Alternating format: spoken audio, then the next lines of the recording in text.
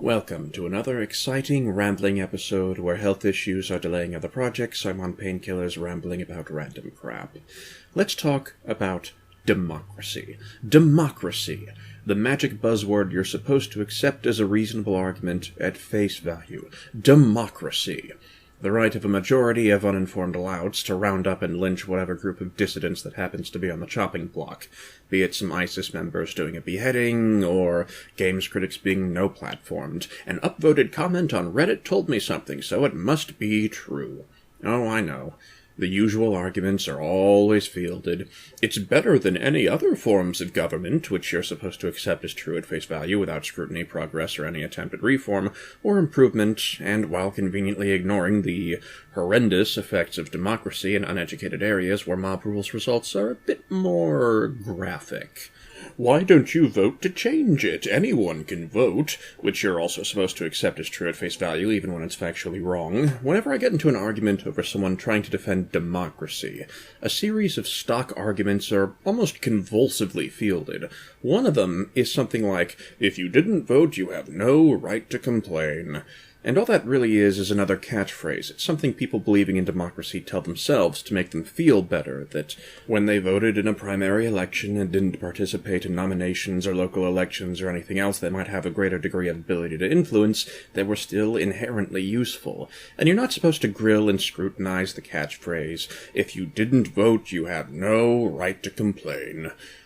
I years ago lost count of how many times when I was critical of the 2008 to 2012 presidential policies in the United States, I was asked if I voted. The answer was no, and the following statement was usually, if you didn't vote, you have no right to complain, which is an interesting argument since I was legally barred from voting in the 2008 United States presidential election as I was 17 and not voting age, and under this lovely democratic system, my right to vote was prohibited and disenfranchised.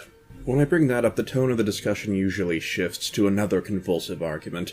Well, our system of democracy isn't perfect, but it's so much better than any other system of government, it's not worth changing. And by not worth changing, what that almost always means is not worth looking to upgrade or improve in any way, even if said upgrades are voting related. The fixation on preserving the status quo borders on fetishistic. Occasionally a catchphrase like hope and change will come about, but usually what change means is something along the lines of minor edits to policies, or worse, some sort of altercation for the sake of altercation, change for the sake of change. Effectively, the word change is just used to say, I'm doing something and changing things, which means I'm active and participating and doing useful things, yay, pat me on the back. It rarely has a direct meaning.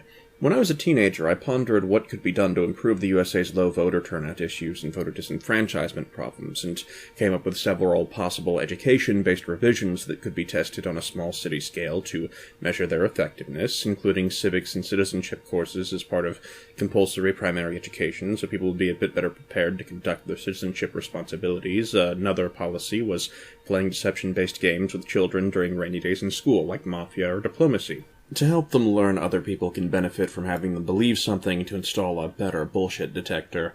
Various other upgrades like that were as a consequence of wanting to protect others from my time in a cult. Then I found many of my fellow citizens struggled with the idea of field testing and hypotheses, refusing to settle for anything but near-utopian expectations.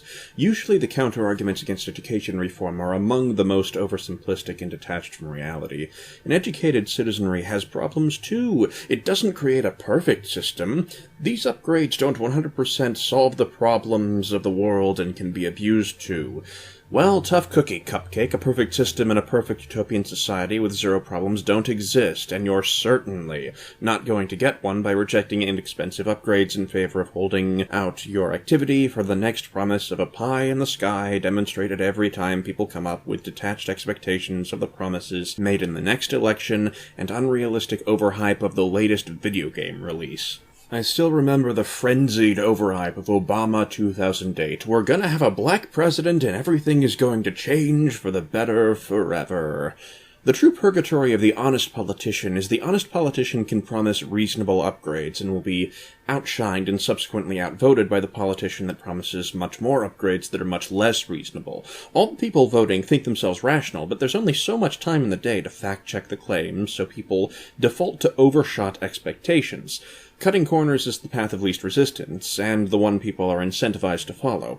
It's faster and cheaper, requiring much less time investment, and it's not as psychologically demoralizing as skepticism. Even when they could have a full picture, obtaining that full picture would take so much time and effort and cost so much comfort and mental security. Just look at No Man's Sky. Thank you for listening to my black nihilism drain a little more faith in humanity out of your soul. May you see clouds in every silver lining and look gift horses squarely in the mouth and become more cynical with each passing day. Insert end of video pandering here, and I'll see you next time.